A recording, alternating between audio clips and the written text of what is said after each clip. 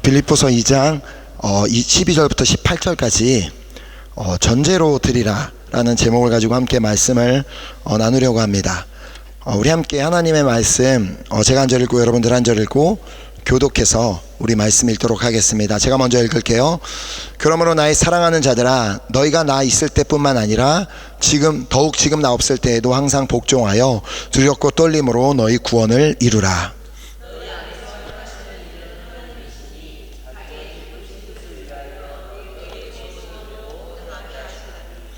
모든 일을 원망과 시비가 없이 하라.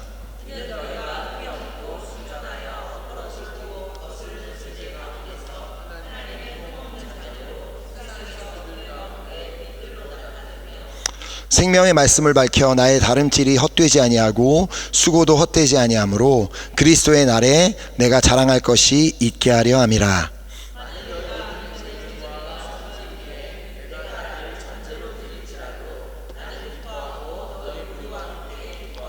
함께 읽겠습니다. 이와 같이 너희도 기뻐하고 나와 함께 기뻐하라. 아멘.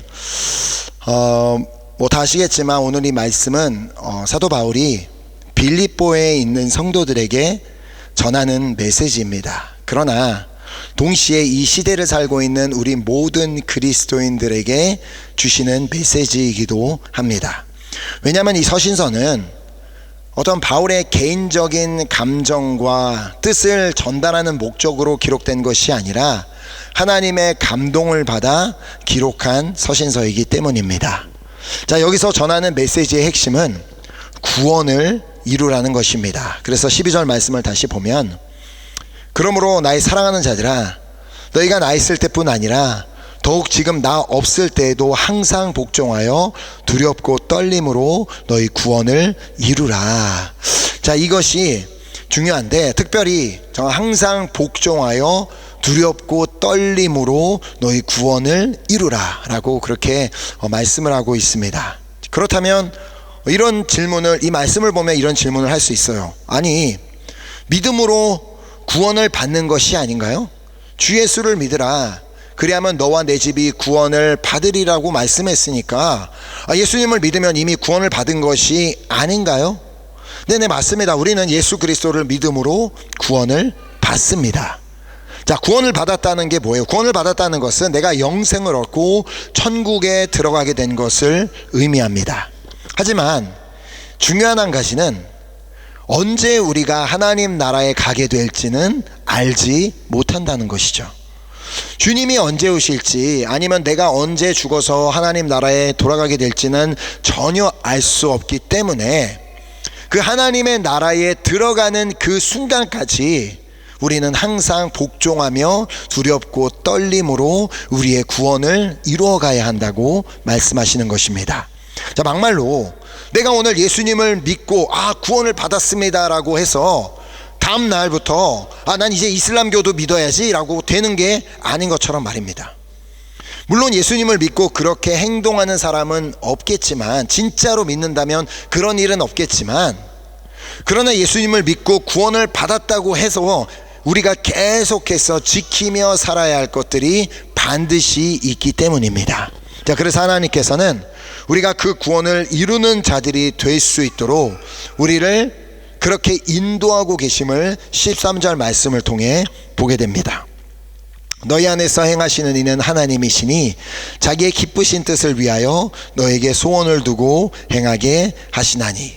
자, 구원을 시작하신 분도 하나님, 구원을 완성하시는 분도 하나님이시기에, 하나님은 우리가 그 구원의 길에서 탈선하지 않고 주님의 기쁘신 뜻인 구원에 이룰 수 있도록 우리 안에 소원을 두고 행하게 하십니다.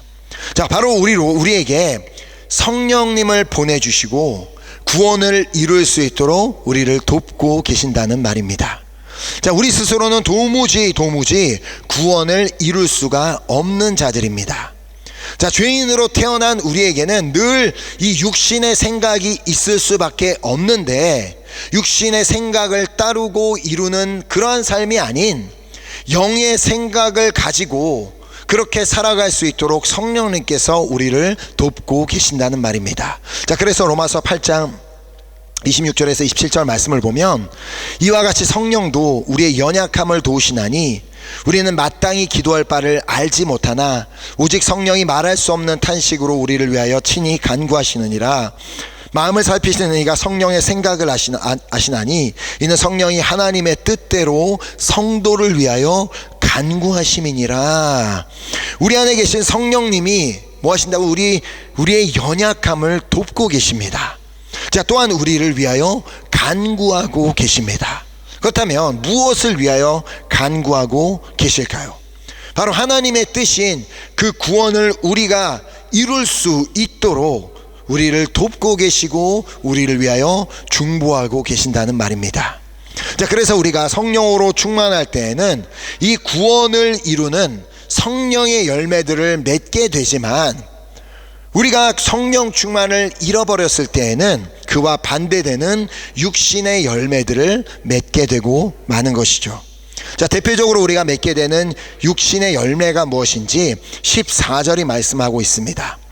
모든 일을 원망과 시비가 없이 하라. 자, 성령으로 충만할 때에는 긍정적으로 보여지던 상황이 성령 충만이 떨어지면 부정적으로 보여지게 됩니다.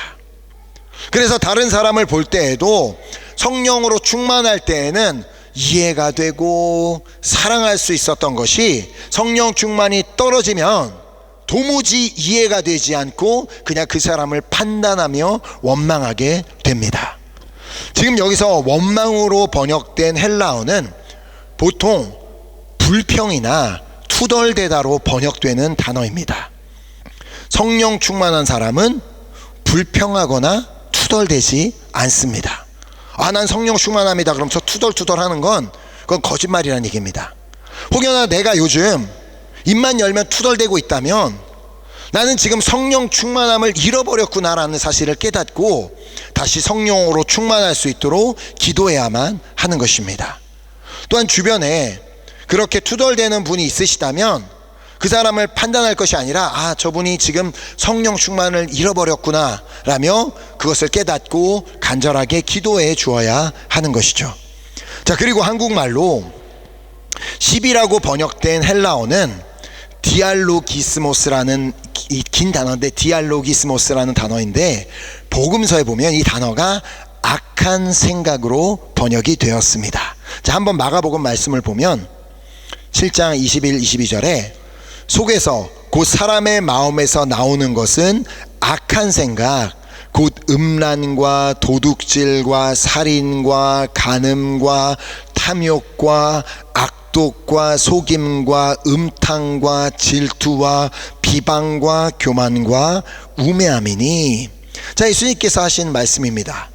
근본적으로 죄인인 우리의 마음에서 나오는 것은 이 디알로기스모스인데 곧 음란과 도둑질과 살인과 간음과 탐욕과 악독과 속임과 음탕과 질투와 비방과 교만과 우매함이라고 말씀하십니다. 나한테는 절대 이런 거 없습니다라고 자신 있게 말할 수 있는 분 계신가요? 그러니까 우리가 구원을 이루기 위해서는 이런 것들을 없이 하여야 한다는 말입니다. 자, 그렇다고 우리가 완벽하고 완전한 사람이 될 수는 없습니다. 그러나 우리는 노력은 할 수 있습니다. 이때 노력을 하는 우리를 도우시는 분이 바로 성령님이십니다. 자, 성령님께서 우리가 하지 말아야 할 것과 우리가 해야 할 것을 말씀해 주시고 또 우리가 그것들을 지켜나갈 수 있도록 우리를 돕고 계시고 우리를 위하여 간구하고 계신 것입니다. 왜냐하면 죄인인 우리가 얼마나 나약한 존재인지를 누구보다 잘 알고 계시기 때문에 이 성령님의 도우심을 받으려면 먼저 내가 죄인이고 약한 존재임을 깨달아야만 됩니다. 나는 주님이 없이 살 수 없는 존재임을 깨달았고 그것을 인식해야지만 비로소 주님의 도우심을 구하고 의지하는 삶을 살 수 있게 되기 때문이죠. 아까 예수님께서 말씀하신 악한 생각 중에 하나가 뭐라고요? 바로 교만입니다. 교만이란 하나님 없이도 내가 무언가를 할 수 있다는 생각입니다.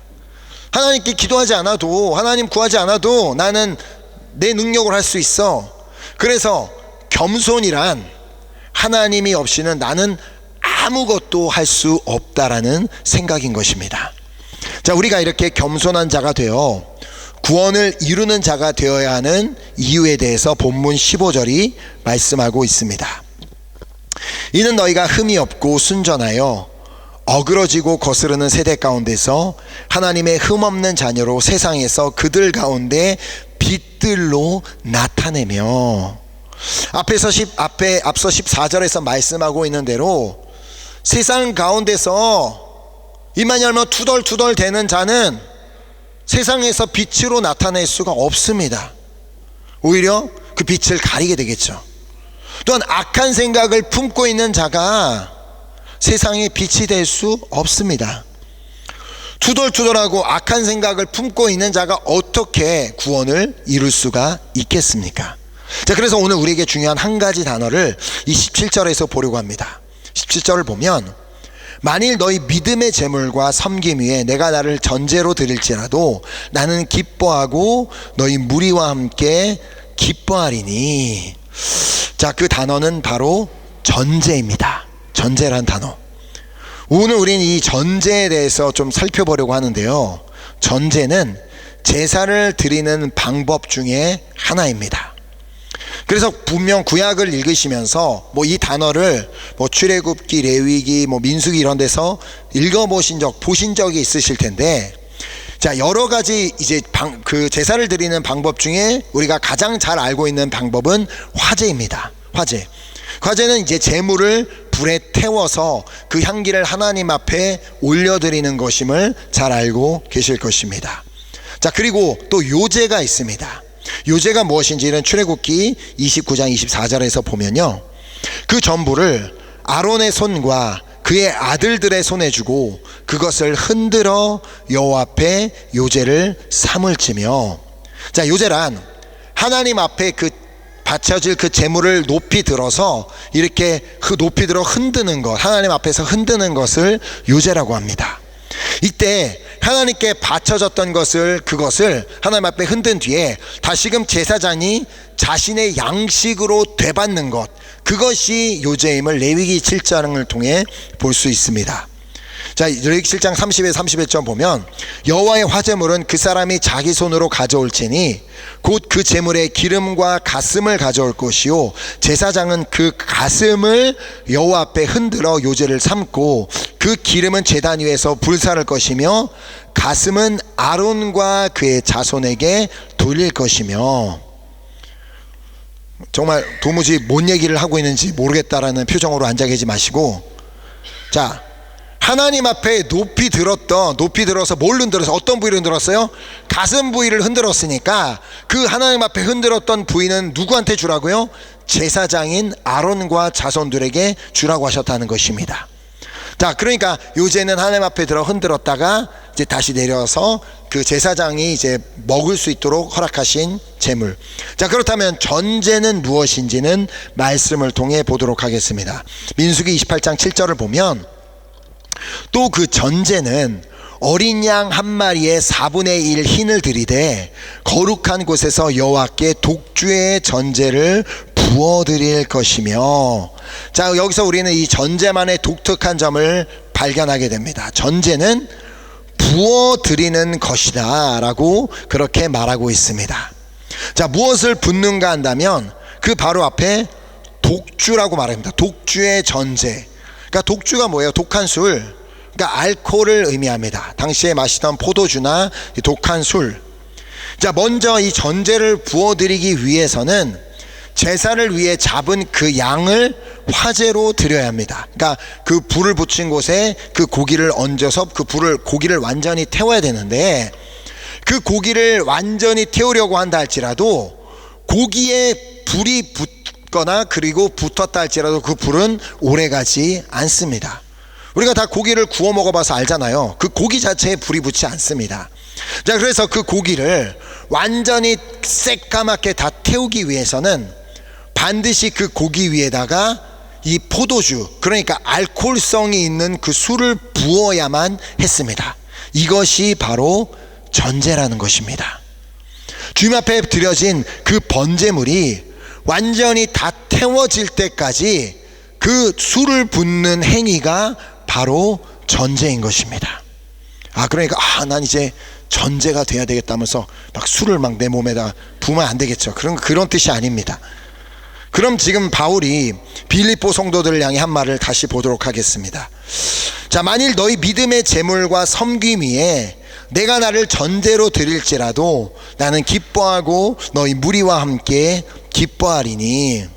바울은 지금 자기 한 사람의 희생으로 빌립보 성도들의 믿음의 제물과 섬김이 하나님께 온전히 상달될 수만 있다면 자신은 오히려 그 희생을 기뻐한다라고 말씀하고 있는 것입니다. 자, 전제는 이 부어지는 알코올, 전제로 부어지는 이 알코올은 오직 제물이 잘 태워지는 데에만 사용이 되고 흔적도 없이 사라지는 것처럼 바울도 빌립보 교회에게 그런 존재가 되고 싶었던 것입니다. 마치 예수님께서 전제로 부어지셨던 것처럼 말입니다. 자, 그것을 이제 빌립보서 2장 5절부터 8절에 말씀하고 있는데, 너희 안에 이 마음을 품으라. 곧 그리스도 예수의 마음이니 그는 근본 하나님의 본체시나 하나님과 동등됨을 취할 것으로 여기지 아니하시고 오히려 자기를 비워 종의 형체를 가지사 사람들과 같이 되셨고 사람의 모양으로 나타나사 자기를 낮추시고 죽기까지 복종하셨으니 곧 십자가에 죽으심이라. 예수님은 자기를 완전히 낮추시고 죽기까지 복종하심으로 전제로 부어지셨습니다. 그렇게 예수님의 희생으로 말미암아 우리가 생명을 얻고 구원을 받게 되었습니다. 그리고 주님께서는 오늘 우리도 전제로 부어지기를 원하고 계십니다. 그러니까 다른 이들을 살리기 위해 나를 좀 낮추고 죽기까지 복종하는 그런 전제를 원하고 계신다는 말입니다. 내 이름은 도무지 그 어디에 남지 않아도, 아무도 알아주지 않아도, 너무 잘했어 칭찬해 주지 않아도, 그 누가 박수 쳐주지 않는다 할지라도 그냥 나 한 사람의 희생으로, 나 한 사람의 섬김으로, 나 한 사람의 기도로, 나 한 사람의 사랑으로 그냥 한 영혼이라도 살릴 수 있게 되기를 원하고 계신다는 말입니다. 오늘 우리가 하게 될 봉다리 사역도 마찬가지입니다. 우리가 아무리 시간과 물질을 들여 봉다리를 막 나누어 주고 그들에게 복음을 전하고 그들을 위해 기도해 주고 그들에게 사랑을 전한다 해도 우리에게 남는 것 아무것도 없을 것입니다. 뭐가 남아요? 그러나 우리를 그렇게 전제로 부어 드릴 때 하나님께서 그 모습을 기뻐 받으시고 그리하여 우리 안에도 기쁨이 넘치게 될 것입니다. 자, 그래서 바울은 빌립보 성도들에게 말합니다. 이와 같이 너희도 기뻐하고 나와 함께 기뻐하라. 기뻐할 수 있는 비결은 자기 자신을 전제로 부어드리는 데에 있습니다. 나의 희생으로 나의 다른 영혼을 살리는 전제가 될 수도 있지만 또 한편으로는 나 자신을 살리는 전제가 될 수 있습니다. 전제로 부어드리는 목적은 제물이 계속해서 불로 태워지는 데에 있다고 말씀을 드렸습니다. 자, 그렇다면 우리의 마음이 계속해서 성령의 불로 태워지기 위해서는 그 불이 한 번 임했다고 끝난 게 아니라 그 불이 계속해서 내 안에서 태워지기 위해서는, 다른 말로 성령 충만을 유지하기 위해서는 매일매일의 삶이 전제로 부어져야만 한다는 얘기입니다. 이것이 바로 구원을 이루는 방법이다라고 바울이 말하고 있는 것입니다. 교회에 나와 예배를 드릴 때는 좀 마음에 불이 붙기는 하는데, 예배 드릴 때는 뭔가 좀 뜨거워지는 것 같긴 한데, 거기에다가 계속해서 전제를 붙지 않는다면 그 불은 곧 꺼져버리고 맙니다. 오래 갈 것도 없습니다. 교회 문을 나가기 전에도 이미 그 불은 다 꺼질 수 있고, 밥 다 먹고 밥 먹으러 올라가는 계단에서도 다 식을 수 있습니다. 그러니까 그 전제는 예배를 끝나는 그 동시부터 계속해서 부어져야만 한다는 것이죠. 자, 내 안에 불이 꺼져버린다면 성령의 열매는 맺을 수도 없게 돼요. 사도 바울이 말하는 것처럼 도무지 기뻐할 수가 없는 것이죠. 또한 성령의 불이 꺼진 상태로는 구원을 이루기는 어렵습니다. 지금 자신이 기뻐하고 있으니 너희도 기뻐하라라고 말하고 있는 바울은 당시에 감옥에 갇혀 있었습니다. 감옥에 갇혀 있던 그가 그곳에서도 전제를 부은 방법은 기도였습니다. 기도 외에는 그가 할 수 있는 것이 아무것도 없었죠. 그것도 자신이 처한 이 환경과 상황을 위해, 감옥에서 풀려나기 위해 주님 제발 좀 나를 여기서 나가게 해주세요, 내가 좀 살려주세요 라고 기도한 것이 아니라 오히려 바깥에 있는 성도들을 위해 중보 기도하였음을 이 빌립보서 초반에 볼 수가 있습니다. 빌립보서 1장 3절부터 4절 보면, 내가 너희를 생각할 때마다 나의 하나님께 감사하며 간구할 때마다 너희 무리를 위하여 기쁨으로 항상 간구함은, 이게 무슨 말이냐면, 하나님, 내가 복음을 전하기 위해 그렇게 애쓰고 매맞아가면서 수고하고 애썼는데 어떻게 나에게 이런 상황을 허락하실 수 있습니까? 어떻게 날 감옥에 가다 놓으실 수 있습니까? 라고 투덜투덜하고 악한 생각을 품은 것이 아니라, 오히려 감옥에 갇혔기 때문에 나에겐 이제 성도들을 위해 기도할 기회가 생겼음에 감사하며 중보하였다는 말입니다. 이것이 한편으로는 다른 사람들을 위해 전제를 부어드리는 행위가 되었고, 또 그렇게 기도할 때에 자신을 위해서도 그 전제가 부어져서 그의 기쁨이 그 감옥 안에서도 충만할 수가 있었던 것입니다. 그가 그렇게 감옥에 갇혀서 기도할 때 어떤 일이 일어나게 되었는지를 1장 14절에 말씀합니다. 형제 중 다수가 나의 매임으로 말미암아 주 안에서 신뢰함으로 겁없이 하나님의 말씀을 더욱 담대히 전하게 되었느니라. 늘 자신을 전제로 드리기 위해 날마다 우리 이 교회를 위해 기도해 주시고, 또 성도들을 위해 기도해 주시고, 또 저를 위해 기도해 주시는 또 모든 분들께 진심으로 감사드립니다. 그런 분들이 계시기에 저 역시도 오늘 기뻐할 수 있음을 고백할 수 있습니다. 자, 그러므로 오늘 다시 한번 우리가 결단해 보았으면 좋겠습니다. 나는 날마다 전제로 부어 드리리라. 우리가 주님 앞에 드리는 예배, 우리가 제사로 알고 있잖아요. 그 제사 드리는 거 당연히 중요하고 필요합니다. 근데 그 제사로 끝나서는 안 됩니다. 제사가 끝나는 동시부터 전제를 부어 드려야 합니다.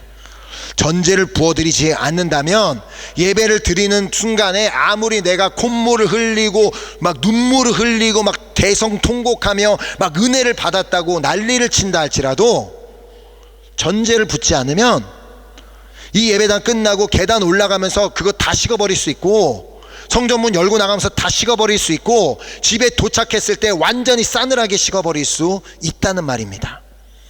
우리가 나는 그러므로 하나님, 나는 이제부터 늘 전제를 붓는 삶을 살겠습니다. 왜냐하면 이것이 구원을 이루는 길이기 때문에.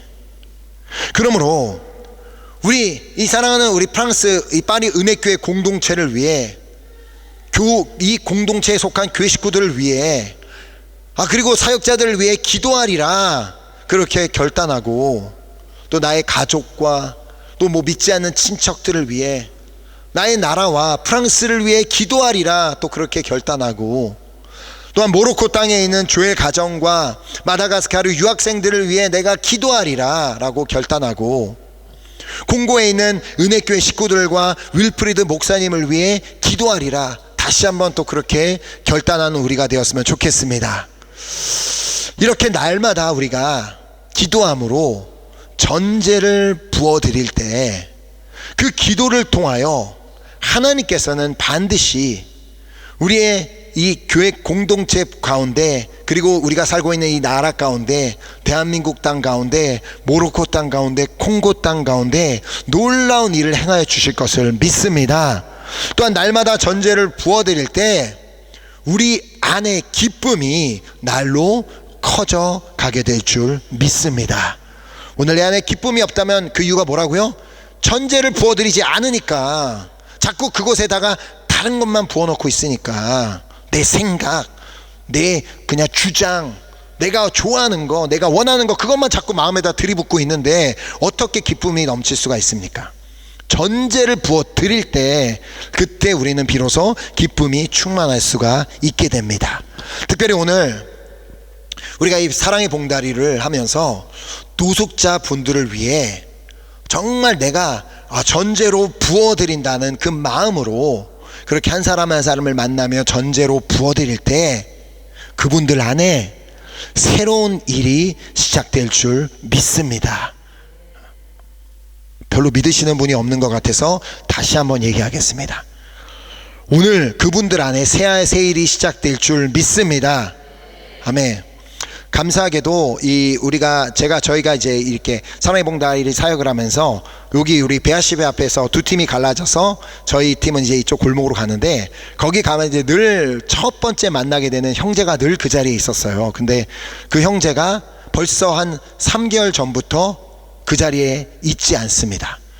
근데 저는 그 형제가 어디에 갔는지 무엇이 어떻게 되었는지는 알 수는 없지만 저는 믿음으로 감사하고 있는 것은 그 형제가 오히려 하나님께서 살아갈 수 있는 길을 열어주시고 또 새로운 환경을 열어주셔서 더 이상 그곳에서 구걸할 필요 없이 또 다른 새로운 길에서 살고 있다고 그렇게 저는 믿습니다. 우리가 만나는 자들에게 비록 그들을 만나면 가까이 가기 정말 좀 껄끄럽고 냄새도 진짜 때로는 참기 진짜 힘들고 저들에게 말을 거는 것 자체도 참 너무 힘들 때도 있지만, 그러나 내가 지금 이 시간이 전제로 부어드리는 시간임을 기억한다면 난 사람이 좀 이 시간에 완전히 그냥 다 태워져서 이 영혼을 살릴 수 있다면 내가 그냥 한번 드려보리라 라는 그 결단을 할 땐 반드시 그 놀라운 하나님께서 그 영혼들을 만지시는 역사들이 일어나게 될 줄 믿습니다. 그래서 오늘 우리의 삶에는 계속해서 기도함으로 전제를 드림으로 그렇게 성령의 불이 꺼지지 않게 되므로 계속해서 구원을 이루어가는 여러분과 제가 될 수 있기를 예수 그리스도의 이름으로 축복합니다. 아멘. 오늘 우리 받은 말씀을 우리가 기억하며 우리 다시 한번 우리 이 찬양을 주님 앞에 올려드렸으면 좋겠습니다. 주님께서는 나의 사랑 나의 어여쁜 자야 너는 너무나 귀하고 보석보다 귀하다고 말씀하시며 예수님께서 친히 먼저 전제로 자신을 부어 드리셨습니다. 그 은혜로 오늘 우리가 이 자리에 있는 것이고, 그 은혜로 오늘도 우리는 살아있을 수 있는 것이고, 그 은혜로 오늘도 우리는 그 은혜로 구원받고 또 한국에 천국에 갈 그 소망을 품고 살아가게 되었습니다. 오늘 주님 다시 한번 주님의 나라와 뜻이 나의 삶에 이루어지며 그렇게 내가 날마다 나의 삶을 전제로 드림으로 말미암아 날마다 나는 성령으로 충만하여 나의 삶에는 늘 기쁨과 평안이 넘쳐나는 삶이 되길 간절히 소망합니다. 하나님 이 시간 온전히 나의 삶을 그 전제로 부어드리길 원하오니 정말 나는 남지 않고 나에게는 오직 예수 그리스도만 남는 삶이 될 수 있도록 인도하여 주시옵소서. 우리 그 귀한 마음을 가지고 우리 찬양 드리고 우리 기도하는 시간 갖도록 하겠습니다.